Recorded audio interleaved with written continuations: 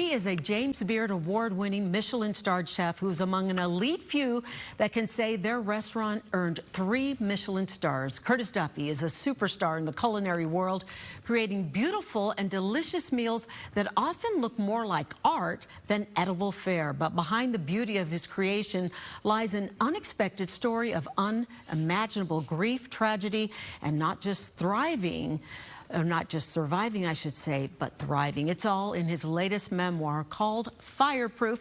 And Curtis Duffy is joining us live in our studio now to tell us more about it. Welcome back. Good to see you. Great to see you as well. The last time we talked, we were talking about your restaurant, but today we're talking about this incredible book, which is mind-boggling and jaw-dropping. You called it Fireproof. Why Fireproof? Well, I think, everything that we do, we go through the ashes. We try to rise up from, I guess, the ashes, if you will. And, everything in life has that meaning behind it. It is fireproof. And how do you come out the other side resilient and being fireproof is kind of the momentum of why we named it Fireproof.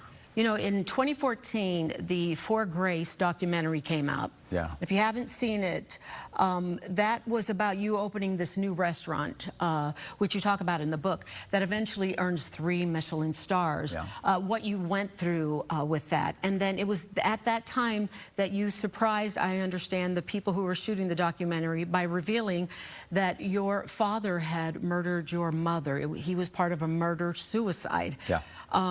But I'm wondering now, because that was really raw. I mean, you really put it out there. I think it even surprised you from what I heard. Yeah, and now this book reveals even more. Tell me why you're doing this. Yeah, like you said, the documentary was just a very skim the surface moment of just a flash in the pan of my life. And, I wanted to go in depth a little bit more of my past history, so much of my childhood and into my adult life, and where we came from after Grace, and that leads all into Ever and After and the Cocktail Lounge. And it was a place for me to put all of my demons on the shelf, so to speak, for once and for all, if you will.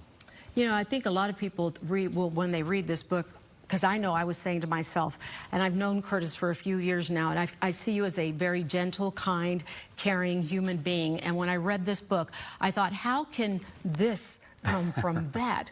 How are you able to fight those demons? I think it is, it's a lot of discipline, just, having that mindset of getting through it, getting through to the other side. And, it's a lot of moments of hiding things and putting them under the rug, which I certainly did for the majority of my adulthood. It gets to a place where you get tired of fighting it. And I think allowing Jeremy to have my voice in this book and just get it out on paper for once and for all, it is kind of like that moment of very therapeutic, and it allows me to put it on the shelf. And if I want to go back to it, it's always there. But I think this gave me the opportunity to kind of just let it finally Very rest. cathartic. You were able to put it out there. So you've worked with some great teachers. We're talking Charlie Trotter, Grant Achatz of Alinea.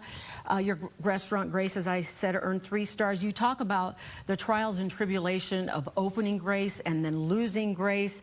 Now you have created these 2 incredible places, Ever and After.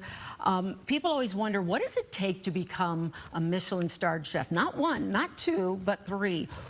Is it your background that has enabled you to withstand everything that took you to that point? Yeah, it's 35 years of discipline, grinding every single day. That's what it takes.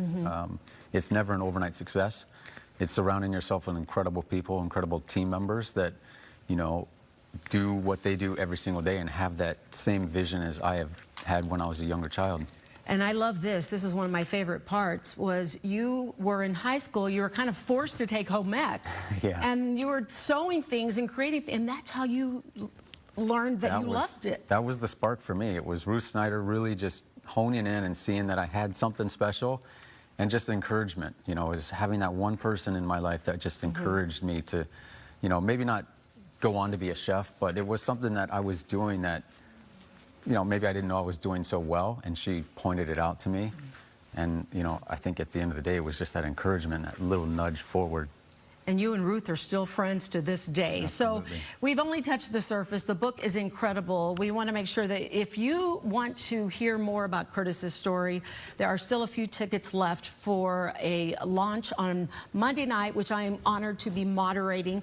I'll be talking to Curtis about the book and everything else involved, and you can purchase those tickets at exploretalk.com. Curtis, thanks so much for coming in. Thank you Good so to see much. you. I look forward to talking to you again on Yeah, Monday. great to see you.